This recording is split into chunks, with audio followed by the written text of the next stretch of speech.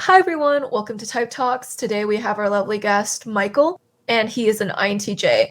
And today we will explore the secrets of the INTJ mind. So without further ado, let's get to it and learn a thing or two about the INTJ personality.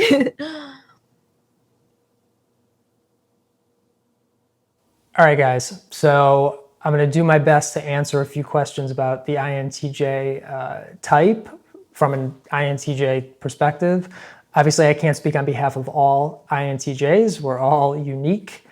And that said, I hope this is somewhat illuminating for you guys. So let's get started.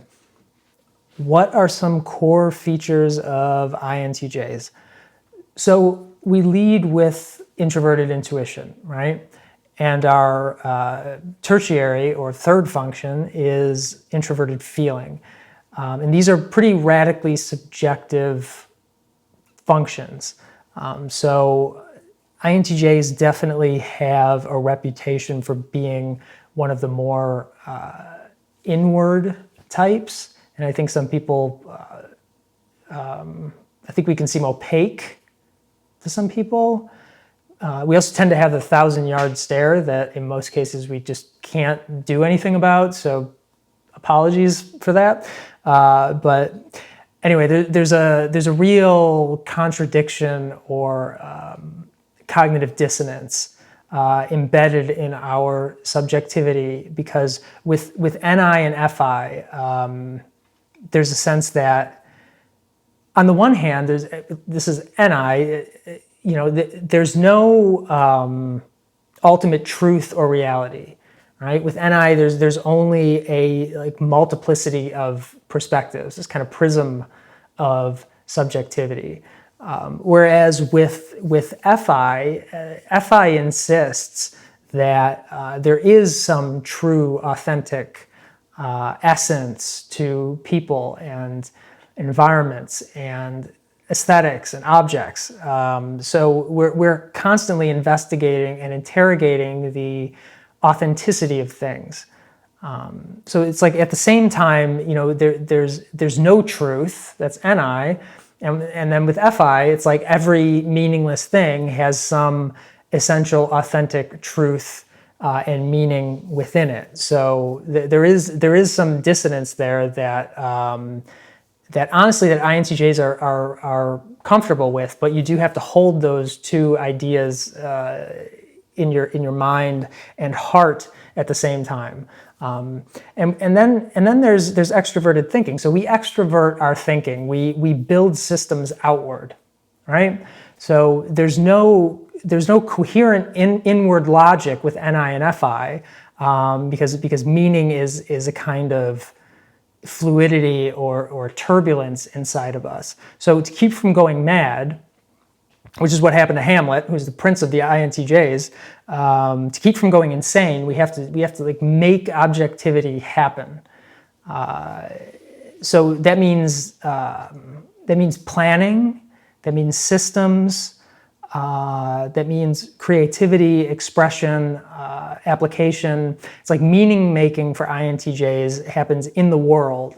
And this is mainly what people see of us. So it tends to be what we're known for. Things like preparation, strategy, making things happen. My favorite, getting things done.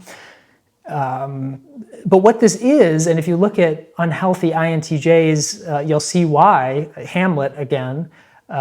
This extroverted thinking is a kind of, it's a way of going on offense and taking action in the world in order to avoid the kind of chaotic disorder and self-destruction and entropy that comes from a radically subjective and fluid and contingent inner life.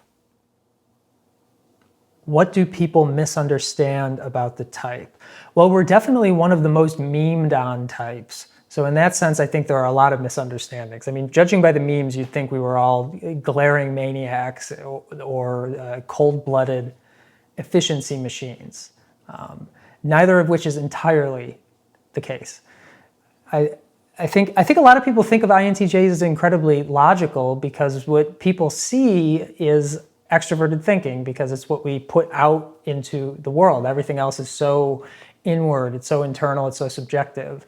So that's a misunderstanding for sure because the logic doesn't come first for us. I mean, again, I think INTJs on a fundamental level are capable of holding a lot of cognitive dissonance, and that's embedded in the kind of prismatic or perspectival nature of NI. Pure NI doesn't privilege one perspective over another. All perspectives are equally valid for pure NI. It also doesn't privilege the status of one thing over another. For pure NI, no thing has more truth value or reality value or value over anything else. And in that sense, it's like natural science isn't more revelatory than aesthetics. An electron isn't more revelatory than a table or a galaxy or a dog. I think the activity of NI is it's constantly turning these things over conceptually. And you need that judging function, you need that TE. INTJs certainly do in order to impose structure and meaning on the world. TE is a world-building function. And even though, again, it's the part of us that people primarily see, order and judgment come second for us. I think NI is it's like psychological fire that burns through objectivity. Reality always withdraws from us, and you can't get your hands around it or your mind around it. It'd be like trying to hold mercury. What are 3 words people who know you would describe you as, and what would you describe yourself as? I'd hope people who know me would say I'm funny. I don't know. I tend to get along with anyone who has a sense of the absurd. I do have a pretty dark sense of humor, so some people might say I'm disturbed, touched by the angels. I don't know. So yeah, either funny or disturbed. There's not much difference between the two. I think people who know me would say I'm thoughtful. I'm interested in all sorts of different stuff, and I try to find an interesting and hopefully insightful way to put a frame around whatever's going on. Make patterns, find connections, all that NI stuff. And a third thing, depending who it is, they might say I'm either laid back or intense. Those things aren't mutually exclusive. What are 3 words you would use to describe INTJs and why? I'd say open-minded. I think there's always a free play of meaning in any context. We're always willing to change our minds about something, literally anything. I think another word I'd use is strategic. Again, this is the part of us that a lot of people do see because it's the extroverted part of us, and honestly, I think it's where a lot of the memes come from. We tend to be pretty foresighted, so it's hard to separate any action from the variety of consequences that are going to follow from that action.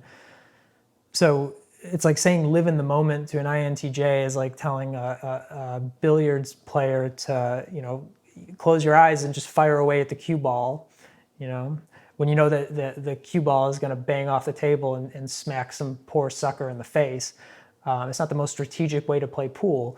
But that said, I do think live in the moment is good advice some of the time, the power of now.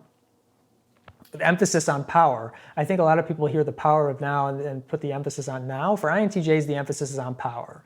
We have an eye out for power dynamics in any situation. That's not the same as desiring power, but definitely seeing things in terms of how power is moving through an environment or a situation. is definitely at the front of our minds a lot of the time. And a third word I'd use to describe INTJs is sensitive. We're sensitive in pretty specific ways. We're definitely sensitive to any sort of onslaught of sensory information, SE. For NI, a lot of sensory information coming at us at once is like firing too many pinballs into the pinball machine at once.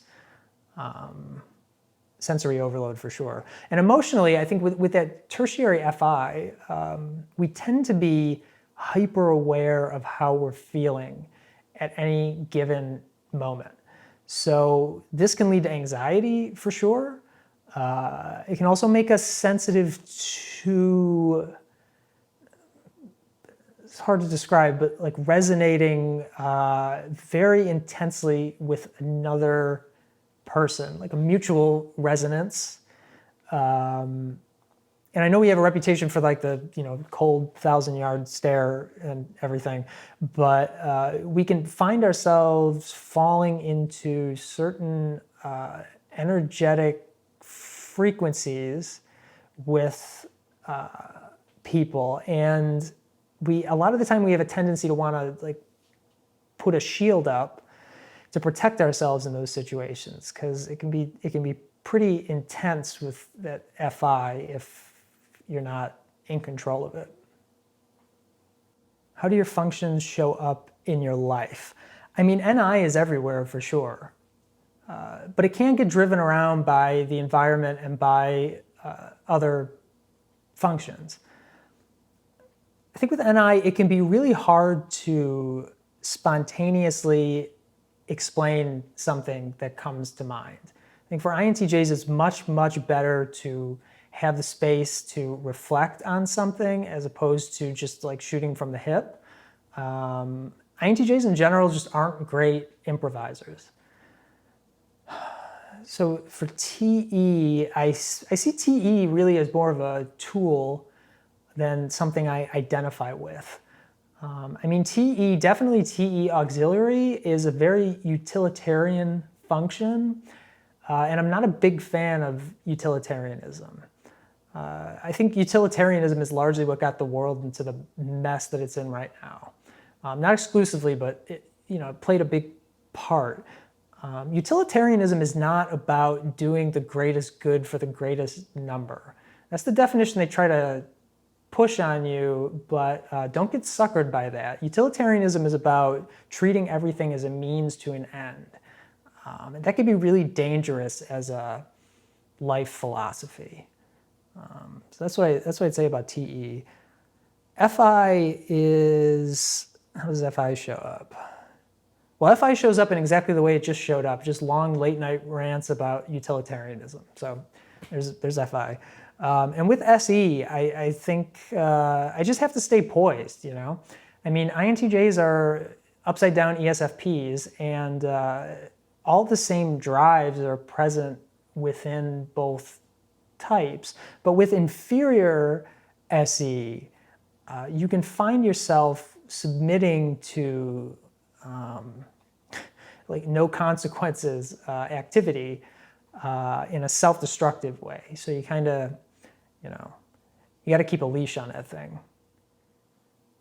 Do you know of any INTJ celebrities or examples of the type? Okay, so my favorite INTJ, with no exceptions, is Amy Dunn from Gone Girl. Queen of the INTJs. Forget Hamlet, forget Raskolnikov, Hegel, Nietzsche, Tesla, all of them. Forget it. Bow to your queen, INTJs. I am madly in love with Amy Dunn from Gone Girl. Not ashamed to admit it. Yeah. Book's better than the movie.